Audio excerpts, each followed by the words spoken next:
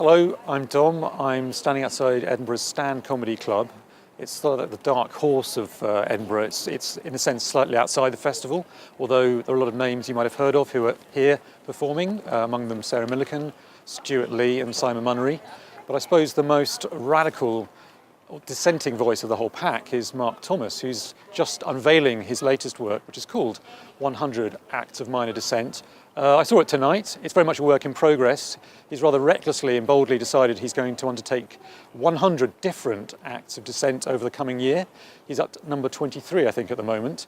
I think it's going to be a huge project. It seems as though every time he unveils a new show, there's something with a little bit more bite to it and a little bit more of a kind of participatory involvement.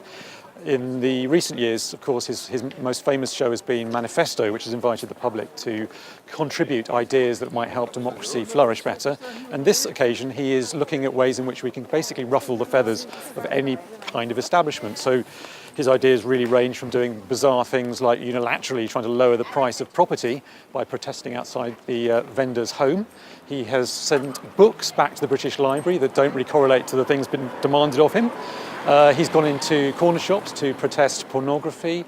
It's pretty harebrained, cookie, and rather wonderful. I suppose the thing I've noticed more about Mark Thomas is that he is, although rather he calls himself a Marxist, he's certainly an activist and quite radically minded. A lot of the things he says and does accord with many things I suppose people in Middle England, even Tory Telegraph readers, rather admire. He's protested the lack of tax being paid at the Apple store in Regent Street, and he actually confessed early on that he was chasing dog owners around parks, demanding that they scoop the poop, and if they didn't, he was taking photographs of them and shaming them in the local area. So in a weird way, I think Mark Thomas is becoming kind of an everyman figure that we can all embrace. I suppose the question that the show left me with was, what would I do? Sitting there with my notepad, it's quite easy to take notes and wonder what he's up to. What would I do that would dissent in some fashion? And what would you do, I suppose, if you went to see the show or not? Have you got any ideas?